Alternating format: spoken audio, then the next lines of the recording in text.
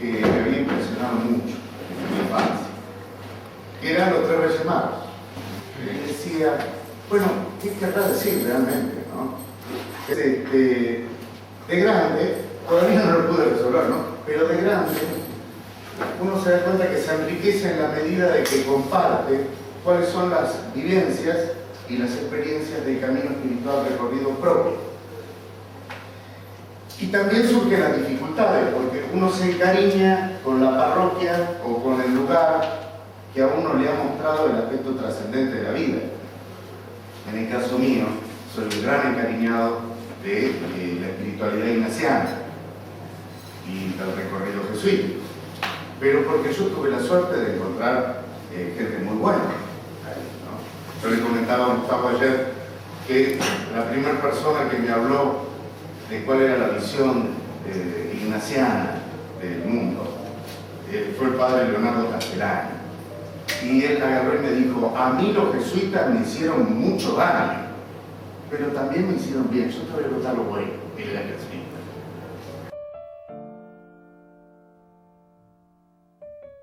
Entonces a uno le va pasando que una cosa es el secreto iniciático, una cosa es en qué lenguaje yo me fui dando cuenta de lo trascendente, y otra cosa es la experiencia mística de cada uno, lo que a uno lo ha enriquecido. Evidentemente lo que a uno lo ha enriquecido hace que uno ame profundamente el lenguaje que le dio a entender esa dimensión trascendente. En teología había un problema, ¿no? Cuando yo era chico, hasta ya no, pero en teología católica se decía, se salvan aquellos que no están bautizados y que no son católicos. Y entonces Castellani solía decir, habría un problema con los tres Reyes Magos, porque los tres Reyes Magos no eran católicos, no eran cristianos, y parece que estaban más en la onda que muchos cristianos y que muchos católicos, ¿no? Fíjense que sabían lo que iba a pasar antes que el otro hablara.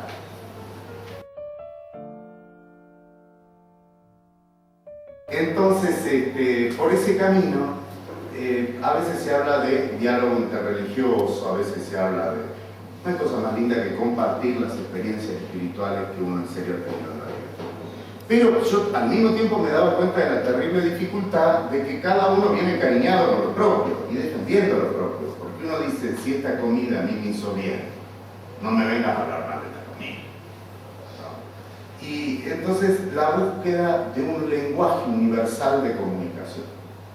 Ese lenguaje universal existió y yo creo que de lo que estamos hablando hoy va a ser de ese lenguaje universal, que a lo mejor hace muchos años le dijeron el lenguaje de los pájaros. El lenguaje de los pájaros.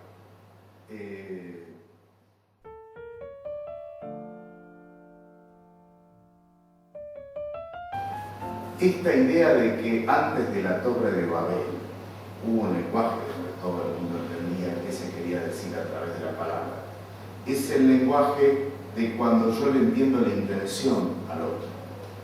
Cuando yo le capto la intención, después justo el tono, lo que me lo va, cómo me lo va diciendo, y la posibilidad de encontrar la intención de lo que me está diciendo, más allá de cómo me lo está diciendo. Entonces fue un gran alivio el estudio de las pasiones. Concretamente, hace muchos años atrás conocí a un arquitecto, Carlos Nesterajovich, que había estado con su mujer con un ruso que se llamó Gurdjieff. Ellos habían estado en el Brûlé, en Fontainebleau. Daphne, la mujer, hay una película muy linda que se llama Encuentro con hombres notables. La vi. Bueno, Daphne es una de las que aparece en el fondo haciendo las danzas esas tan complejas que enseñaba, que había traído Gurdjieff, ¿no?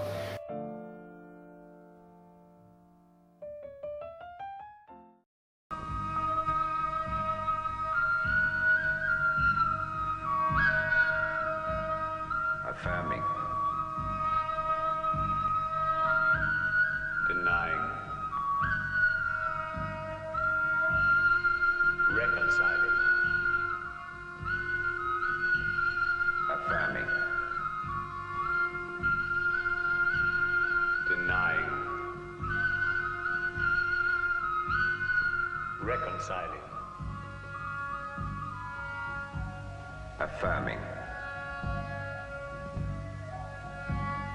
Denying. Reconciling. Bueno, a mí la impresión fue muy fuerte. ¿Cómo se llama? En El Salvador había un jesuita, Ismael Quiles. Ismael Quiles tenía muchos conocimientos budistas.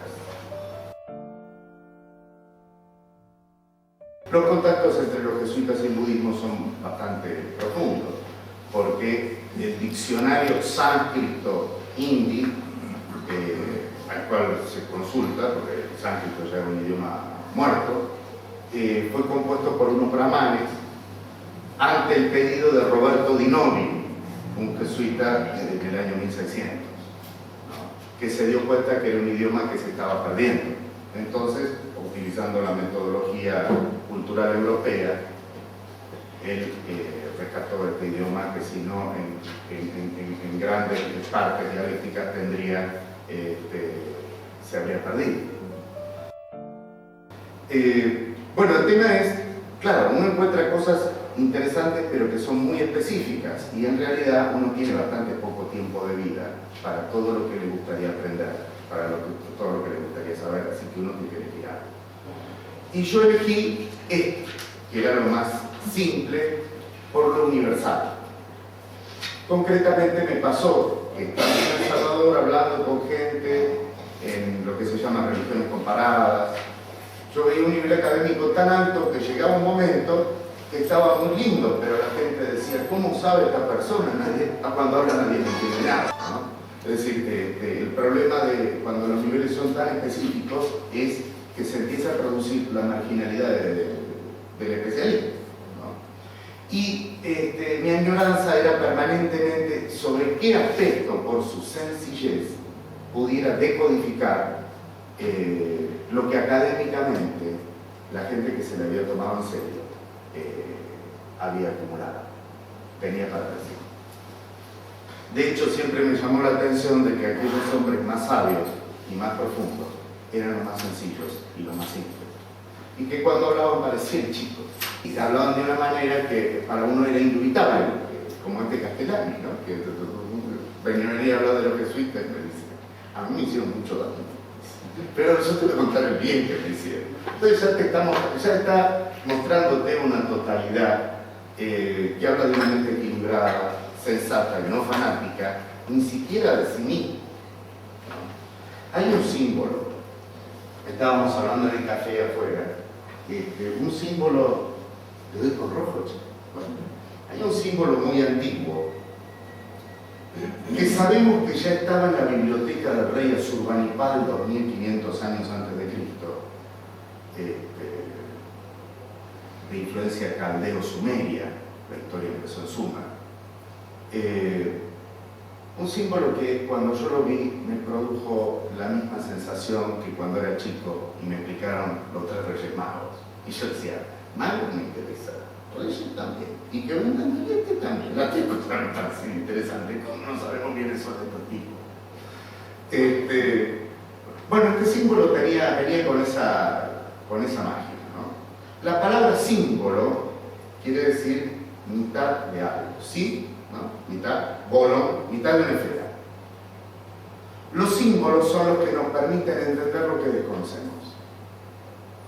Los símbolos tienen signos para ayudarnos a memorizarlo, pero podemos decir que las letras, los números, son signos que remiten a un símbolo que me permite entender lo que no entiendo, como poder leer un libro, como poder hacer un cálculo matemático.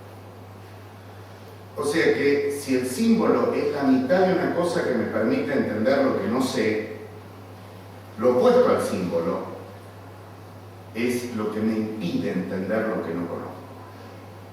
Y lo opuesto al símbolo, etimológicamente, es el diablo. Entonces, esto lo que tiene es que sería también un tratado de demonología benedictino estrictamente ortodoxo de la Edad Media. Porque en el fondo lo que nosotros nos enseguece la conciencia, son esas pasiones fundamentalistas de nuestro inconsciente, no la de nuestro consciente. No la de nuestro consciente no hay problema, porque si no somos perros, nos reímos de que nuestro amigo nos dice: che, ¿cómo te calentaste? La reunión iba tan bien hasta que empezaste a revolver sillas. Y el tipo, si es medianamente sensato, se va a agarrar la cabeza y va a tener que pedir disculpas. El problema es aquel aspecto que me enseguece desde el inconsciente, desde lo que yo no me doy cuenta. El equivalente psicológico de esto podría llegar a ser un mecanismo de defensa desafortunado.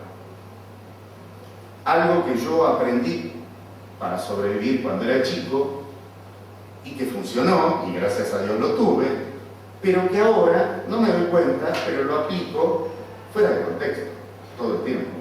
Y que hace que mis amigos me carguen, que mis hijos me imiten cruelmente. ¿No? A mí a veces me dicen: che, qué interesante, pero a mí me gustaría saber quién sos, Carlos.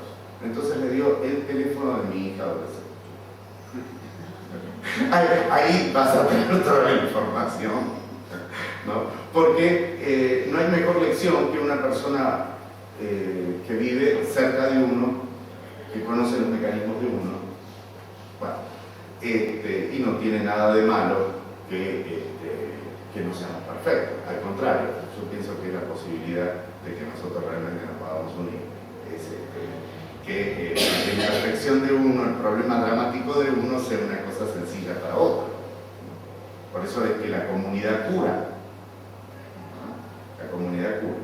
Y para que haya comunidad se necesita, para mí, 3 condiciones. Por ahí en el Evangelio dice: cuando están 2 en mi nombre, o 3, yo estoy entre ellos. Yo no sé si es así, o voy a decir una barbaridad, pero yo he sentido internamente que esos 2 que tienen que estar juntos, de los 3 centros que tiene el hombre, el centro físico, el centro emocional y el centro mental, de esos 3 centros, por lo menos hay 2 que se tienen que poner de acuerdo. Cuando 2 están de acuerdo, es decir, cuando yo me doy cuenta que una persona mentalmente me está diciendo lo que está sintiendo, pasa otra cosa. Tal vez en esa película de 4 pronombres notables hay algo que a mí me impresionó mucho, que 2 monjes cuentan de que venían unas personas a enseñar. Y a mí me ha pasado esa experiencia de ver que una persona es un erudito que sabe muchísimo, pero no me queda nada limpio. Y otra persona a lo mejor no sabe tanto, pero las cosas que me dijo me las recuerdo hasta el día de hoy. Entonces me acordé de esto. Cuando 2 personas te hablan, una persona te habla y tiene esos 2 centros internos unidos, uno es como que participa en parte del camino y de la vivencia de otro. No te está contando algo reflexivo, lineal, dianoico, le dirían en filosofía, sino que te está contando una vivencia. Y vos te das cuenta que esa vivencia a vos también te está haciendo bien. Que es lo que decíamos cuando un tipo laburante que no tuvo libros llega a la misma conclusión en un pensamiento que Aristóteles. Recién uno entiende a Aristóteles, porque se da cuenta que la universalidad de él es precisamente la observación de la realidad, que estaba en la realidad, que era una expresión de la realidad, una cosa vivencial. En términos etimológicos podríamos decir que una cosa es el conocimiento, que nosotros a veces traducimos inconscientemente por sabiduría, y otra cosa es la palabra sabor, ¿no? Sabiduría es provee de conocimiento y a mí me sentó de esta manera, ¿no? Entonces, no hay nada más lindo que cuando hay diferentes disciplinas religiosas, místicas o intelectuales, poder compartirlo. Esto siempre fue una necesidad de todos los tiempos, entre personas que se tomaban en serio estas cosas. Yo creo que esto que ahora modernamente es conocido con el nombre de Enneagrama, lo que voy a hablar, pero si se meten en internet van a ver qué generosa cantidad de información para ninguna formación. Para ninguna formación. Porque Occidente tiene, y ahora con Internet, el tema de tomarse las cosas un poquito a la ligera. Ir a la parte funcional y creer que porque uno ya sabe un elemento teórico lo ha comprendido. Por eso a mí me gusta mucho la docencia y me pasa muchas veces que un adolescente me dice: Carlos, eso no, ¿de dónde lo sacaste? Si en Internet no está. Parecería ser como, no, si no está en Internet, ¿qué está contando? ¿Qué estará tomando? Y están así los muchachos, ¿no? Porque hay exceso de información y hay falta absoluta de formación, porque la formación sigue siendo un misterio artesanal que implica muchísimas horas hombre. En ese sentido, vuelvo a mi cariño en relación a la Compañía de Jesús. Muchas veces nosotros tenemos un tema y Bradley, que duerme en el mismo dormitorio que dormí Maikite, me dice: y mira, este tema, y sí, pero acá estamos hablando de que por semana esta persona necesita 12 horas. ¿Vos tenés 12 horas para poner? Lo hacemos.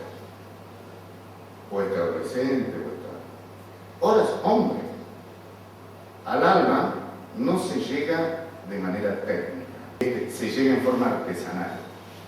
Porque el alma se ofende si no hay dignidad en el trato y lo detecta inmediatamente.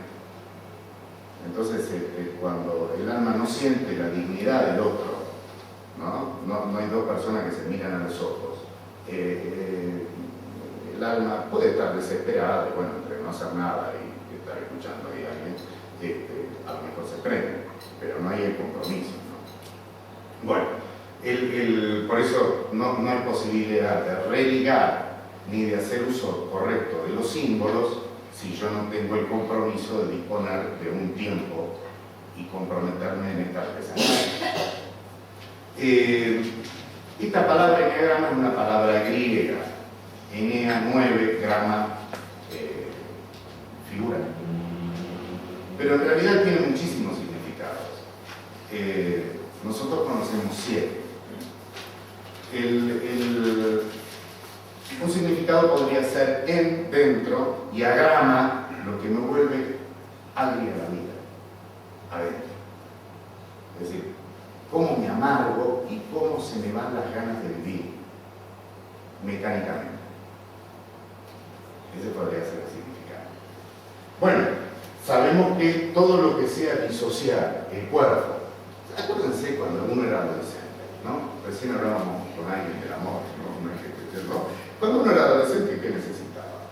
Que una cosa que te quisieran hacer, que estuvieran de acuerdo con sus sentimientos y que además fuera muy lindo, que te gustara mucho. Entonces, que fuera lindo, que fuera bueno, que fuera verdad. Eso es lo que necesita cualquier chico. Bueno, hay que tratar de acordarse cuando uno necesitaba de estas 3 cosas en ese tiempo. Porque lo cierto es que en la parte emocional lo único importante es que funcione bien la sinceridad. ¿Cuántas veces a una persona le decís: mira, no me importa en qué andás, y si la querés, ¿no? Lo que me interesaría es que fuera sincero, al corazón, lo que le interesa es la sinceridad. A la mente ya no. A la mente lo que le interesa es si una cosa es verdad o no. Porque yo puedo ser muy sincero y decirte: mira, 2 más 2 son 180. Y yo te lo digo con una sinceridad absoluta. Pero decir: no, al cachito, que no son 180. Entonces, a la mente, lo que le interesa es si es verdad o no. Una cosa. Y al cuerpo, finalmente, lo que le interesa es si una cosa es buena o no. Porque por ahí el medicamento o la comida que me quede, por ahí es salmón traído congelado de Noruega de primerísima calidad, pero resulta que yo soy alérgico al salmón. Entonces no es que la calidad sea mala, o puede ser un excelente remedio hecho por un exquisito laboratorio suizo que ha pasado todas las normas internacionales. Pero el diagnóstico está mal y la única enfermedad que no tiene cura es un diagnóstico mal hecho. un diagnóstico más de Schoenberg tiene cura. Ahí es donde uno también empieza a participar dentro de nuestra civilización, como el problema grave de fondo es la falta de sinceridad y honestidad para intentar reunir estas tres vertientes de conocimiento, estas tres vertientes cognitivas, porque el corazón entiende desde un ángulo, el cuerpo desde otro y la mente desde otro, tienen que estar de acuerdo. Un ejemplo, hace años venimos peleando en Buenos Aires porque queremos que los hospitales públicos hagan una cosa que es una tontería. Lo que queremos es que los diagnósticos se guarden en las mismas carpetas que se guardan la autopsia. Que la autopsia tiene que estar al lado del diagnóstico. Imposible conseguirlo. ¿Por qué? Porque si se hiciera, se empezaría a leer diagnóstico, otitis, autopsia, cáncer en los dos pulmones. Entonces, sí, acá el problema fue una mala praxis. Entonces los tipos dicen, en una punta del hospital estos papeles por favor, en otra punta del hospital con otros nombres codificados que vamos a reinventarlo para ponerle otro nombre para que esto no se junte.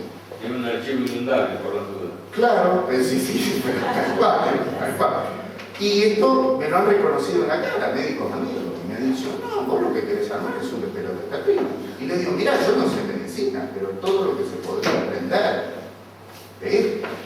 Pero habría un problema, habría gente que perdería el prestigio, y vivimos en una época muy de la apariencia.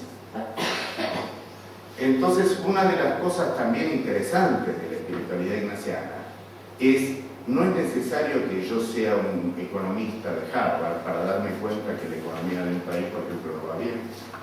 Y tampoco es necesario que yo sea un médico premiado internacionalmente para darme cuenta que este tipo se murió de... Entonces uno puede llegar a juzgar por los fines. Habitualmente las personas, en cuanto a los fines, están todas de acuerdo. La trampa viene con el medio que yo pretendo para alcanzar ese fin. Pero es muy difícil encontrar una persona, solamente los psicólogos, que arrancan con un fin que es impresentable. Digamos, el tipo dice, vamos a secuestrar a una viejita y cortarle los dedos. Es muy difícil. Por lo general todo el mundo arranca, y es muy interesante el tema de la pasión, porque cada pasión tiene una vanagloria. Arranca con algo que en sí está bien y después mete la ley. ¿Qué podemos decir? Y vamos a empezar a contar algunas vanaglorias. Digamos, algunos médicos que a lo mejor no están en los hospitales que no quieren poner la autopsia al lado del diagnóstico, porque ahí salta de suyo. Ahí no hay posibilidad de tocar la guitarra. Entonces,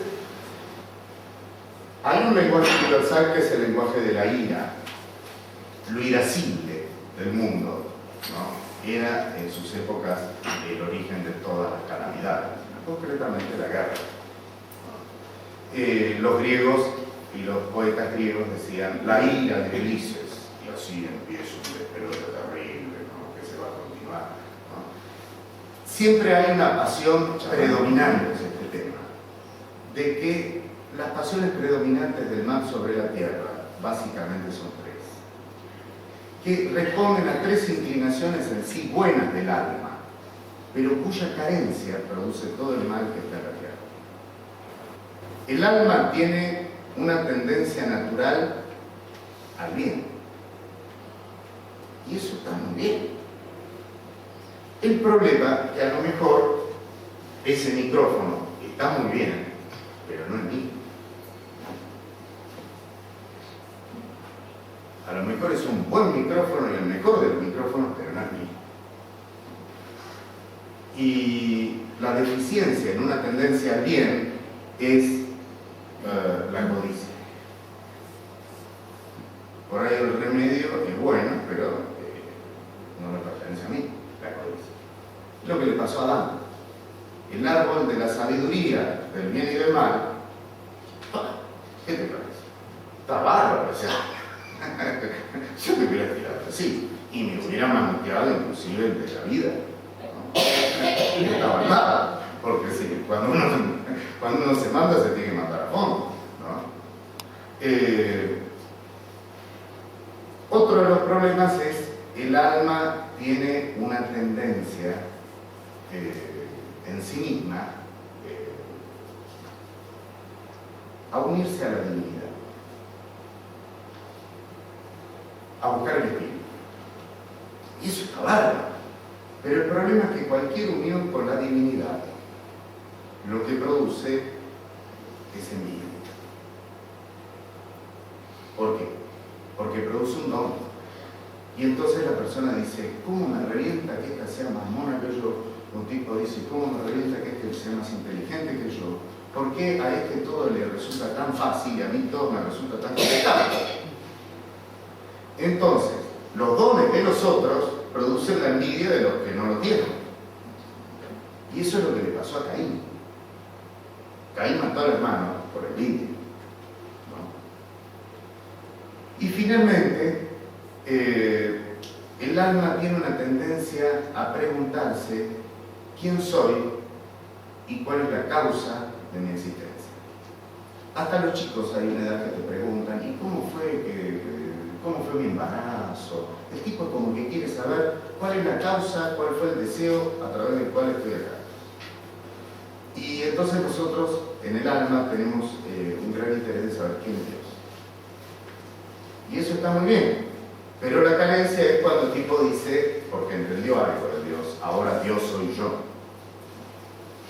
Y eso es lo que le pasó a un muchacho que se llamaba Lucifer. Entonces vos te pones a ver y hay hasta civilizaciones enteras que son luciféricas, civilizaciones enteras que son cainómacas, civilizaciones enteras que son adámicas. Por ejemplo, para mí los yanquis son recontra adámicos. El tipo dice, tengo 2 mujeres y 4 camionetas. Lo ideal sería más minas y más camionetas, y más empresas y más... y si llego a la luna, pero creo que mi hijo va a llegar a Marte. Es insaciable en cuanto a la avaricia de poder tener más cosas. Los alemanes para mí son medio luciféricos. Porque decís, che, qué bárbaro, ustedes la primera guerra no aprendieron y se meten en la segunda. ¡Ah! Pero qué guerra, ¿eh? Que vos te das cuenta de que un alemán está muy contento de ser alemán. Pero orgullo alemán. Y nosotros, guarda, la Argentina, porque somos muy cainómicos. Nos encanta matarnos entre nosotros periódicamente por razones bastante histéricas. Porque después, unitarios y federales se ponen a conversar que la cosa no era para tanto. Es decir, después queda una sensación depresiva de haber participado en algo que no se entendía bien ni cómo empezó ni cómo terminó. La depresión típica del tango de nuestras tierras no es nada más que la misma depresión que tuvo Caín después de matar a Abel. Un hecho artístico. Entonces, metiéndonos ya más en tema, cuando esa persona que desde el punto de vista psicológico podemos decir que de chiquito fue obligado a controlar esfínteres antes del tiempo. En algunos casos vos lo ves porque la mamá tenía varios chicos compañeros, en otro caso es porque... claro. Y eso que antes le daba compañera, ahora bueno, compra el tío. Sí, tal cual. La Lola. Entonces, ¿qué te sale? Te sale una persona que vos la ves muy comprimida. La sensación que te da es, no sé si alguna vez te ha pasado en alguna reunión de necesitar un baño con desesperación y en el momento que ves el baño te encontrás con una amiga que te dice, te estaba buscando, no sabes lo que te tengo que contar y estás así. Bueno, esa es la sensación que te da la primera pasión, la ira. Un gran autocontrol, un terrible autocontrol, un terrible miedo también a perder ese control, ¿no? Razones obvias. Entonces, en la ira, lo que hay es una persona y hay un tipo de amor que yo digo que es amor de autocastigo, amor no de lo que es, de lo que debería ser. Ahora, cuando yo le pido el diagnóstico a una persona así, el tipo me dice, mirá, yo me rompo el alma trabajando. Yo soy un tipo que no me gusta asumir responsabilidades si no sé que las cumplo. Yo soy una persona estricta. Si tenemos un reglamento es para que se cumpla el reglamento. Y alguien necesita poner un poco de orden y limpieza, especialmente esto de la limpieza, ¿no? Yo tengo una prima muy uno, que a veces le hablo y le pongo las manos así porque resulta que una vez íbamos en el subterráneo. Y mi prima tiene algo de quirófano, está todo la casa de ella. Entonces yo notaba que pasaba algo raro, frenaba el subterráneo y pasaba a mi prima. Y es que no le gustaba tocar lo que estuviera sucio. ¿Ves? Control de finta de prematuro. El tema es, gracias a Dios que ella hizo control de finta, que fue lo que le pidió el padre o la madre, que qué sé yo. El terrible problema de esta persona es que siempre se va a sentir que la agreden y que hay una injusticia indignante que no puede expresar. Y ese tono de indignación lo tiene la voz, de la misma manera que los pájaros tienen sus melodías. Por eso el lenguaje de los pájaros es cierto, ahí cuando lo encuentran. El secreto de los que buscan el lenguaje de los pájaros es nada más que comprender que le ocurre hasta las aves. Cuando tenés un perrito, vos le decís a tu perrito, venga para acá, tontito, que lo voy a degollar, y el tipo mueve la colita, ¿no? Y uno dice, le voy a hacer luchar las patitas una a una, y el tipo está contento, porque lo que entiende es el tono. Entonces, ¿qué quiere decir? Estas cosas que están en el inconsciente hacen que muchas veces digamos, estoy de acuerdo con lo que me decís, no estoy de acuerdo con el tono en que me lo decís. Y ahí se producen las terribles fuentes de confusión. Y viceversa. Mirá, no estoy de acuerdo con todo lo que dijo. El tipo dice que Dios me importa un corno, dice que... Pero en el tono de este tipo hay algo que estoy de acuerdo con él. Entonces la cosa es, ¿estoy de acuerdo en lo esencial interno o estoy de acuerdo en lo externo? Mi abuelo me decía... Claro, exactamente. Entonces, o sea, mi abuelo una vez me decía, mira, hay que tener mucho cuidado de la gente que piensa como uno. Un día que yo me había peleado con un amigo, ¿no? Y le digo, ¿cómo? Me dice, y vos fijate que no hay cosa peor en la vida que un tipo que diga, perdón, ahora le voy a explicar lo que piensa mi amigo. ¿Cómo explicar una cosa que no tiene nada que ver con lo que me quiso decir? Entonces de ahí viene el dicho, ¿no? Líbrame, Señor, de mis amigos, que de mis enemigos me pido solo. Bueno, es por esto. Es por esto. ¿Cuál va a ser la vanagloria de una persona así? Y bueno, que se ha esforzado muchísimo. Este es un tipo que te va a lograr con 40 grados de fiebre. Un sentido de la responsabilidad histórica. ¿Qué es lo que Dios le quiere decir en los términos creyentes, ignacianos míos, católicos, apostoloides y romanoides? Es, mira, a Dios se te va a presentar en tu vida despeinándote un poco, en forma un poco de prolija. Es más, hasta es probable, y ahí no vendría mal un poco del orientalismo, que vas a descubrir que en tu caso, porque sos tan estricto, Dios se te va a presentar en esta forma de pecado. Y si no, fíjense en la vida de San Ignacio de Loyola. San Ignacio de Loyola. Bueno, habíamos dicho ayer que esto de ponerle número a las pasiones es porque es peligroso las menciones. La mención puede multiplicar y producir el efecto opuesto.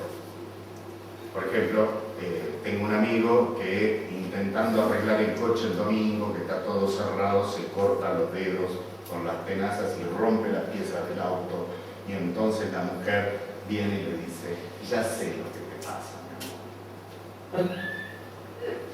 Estás enojado porque no podés arreglar el coche. ¿Por qué no te tranquilizas? Y te tomas un mate y el tipo la aborta. La manguera de la casa. Entonces muchas veces señalar a otra persona como si fuera una ocurrencia del tipo enojarse. No, él es la víctima de esto y vos cuando con toda inocencia le vas a decir, acabo de darme cuenta de qué te pasa, y se lo decís, el tipo te quiere matar porque él es el primer ejecutado. Entonces, para evitar estos males, los antiguos tenían, pongámosle números a la cosa. Se pueden hacer muchas cosas. Ustedes son una barra que más o menos se ven. Miren que lindo. Había un cuadro que se llama El Caballero de la Mano al Pecho. Es un cuadro que hay en España, un caballero que es un místico, que tiene la mano al pecho, se ve la espada y se ven unos emblemas de una orden de las del medioevo que le gustaban a uno. Y tiene la mano, y la mano está haciendo una señal rara. Y muchos han hablado de pertenecer a una logia, que se ve que un tipo con el código, así todo el mundo sabe qué logia era. No, lo que se señalaba era el número, la pasión predominante. Concretamente, si la persona era afectada por uno de los demonios estos que vamos a relatar, para obviar explicaciones, hacía una seña. Y todos sus compañeros ya sabían qué era lo que al tipo le pasaba, y el tipo no lo tenía que explicar, porque no hay cosa más violenta que explicar por qué uno está enojado. Por ejemplo, una niña me decía, Carlos, lo que a mí más bronca me da es tener bronca. Se me caían las lágrimas. Entonces, esto de hacerse señales era una cosa absolutamente práctica. Incluso en un grupo que funciona y trabaja bien, la señal puede ser con un brazo te estoy contando lo que me está pasando a mí y con el otro lo que detecto que está pasando al conjunto. Por ejemplo, llegas a un lugar donde hay alguien que se está mandando una estafa y hacer la señal, como en el truco. Mentira, porque el problema es que hay un bolazo. Y ya le advertiste a todos y no hubo una larga explicación. Bueno, el hombre antiguo, un hombre más profundo, más artesanal, con más tiempo, mucho más práctico para lo espiritual, mucho menos teórico, iba a los papeles. Iba a los papeles. Hay cosas increíbles que aparecen por lo práctico y también hay cosas divertidas. Por ejemplo, la manera en que yo puedo estudiar durante el día qué pasa con las pasiones, la guerra contra los devas, ¿no? Que tuvo Buda, que es esto también.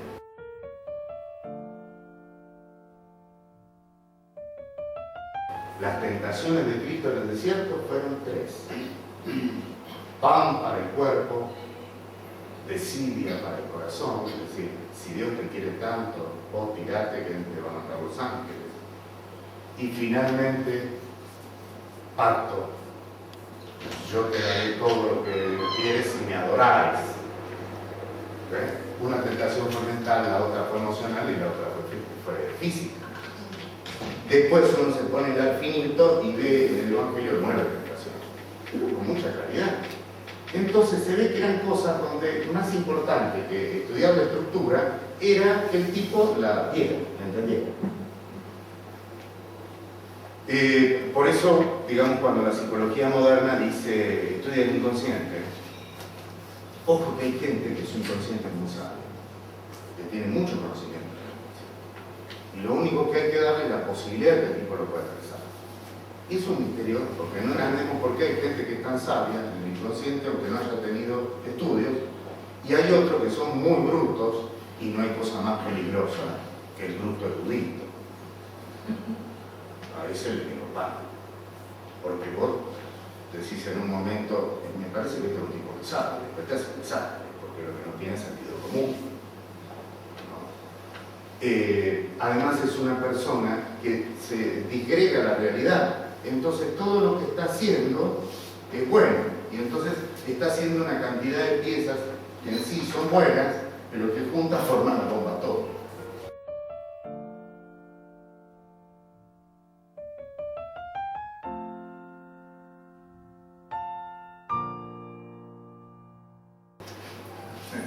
y no se da cuenta. Bueno, en el pasado también existió otra forma, que era la siguiente. Pongo una línea de normalidad. Digamos, lo normal es que yo tenga más o menos cada 40 minutos una sensación producto de mi compulsión inconsciente predominante. A veces con muy poquito, vos, es decir, planteándole a la persona un problema incómodo, por ejemplo, una persona que viene, deja su cartera y se va, y vos decís, vamos a hacerle una cargada, voy y me siento en el lugar. O sea que un pequeño malestar ya muestra el hacha de su estructura inconsciente. Porque en lo chiquitito va a reaccionar tan mecánicamente como sería deseable que no reaccionara en lo importante. Sí. Una preguntita. La exposición tuvo de 10, ¿no? Mismo. Si queda, no lo digo. Pero si uno, por ejemplo, se identifica con algún estado de eso, Sí. ¿cómo transforma? Primero hay que ver el mecanismo, hay que estudiar un poco de mecánica. Ahí tenía razón, bien. Hay que estudiar un poco de psicología, cómo funciona. ¿Viste? Esto es como que agarra un nudo y vos lo querés desarmar al nudo y ves que cada vez lo estás ajustando más. Es decir, alto, está pasando algo raro. ¿Viste? Vamos a ver cómo funciona.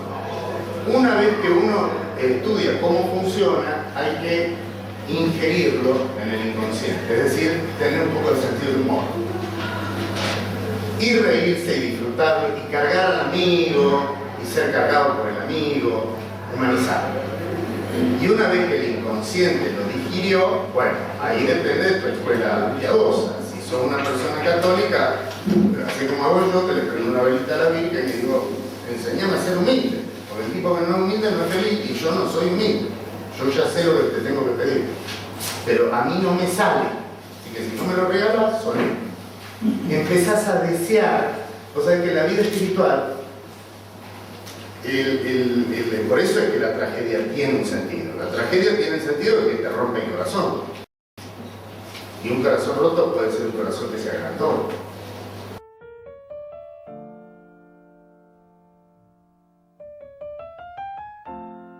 Porque en la vida espiritual hay muchos regalos, pero la condición es que vos lo tenés que devolver.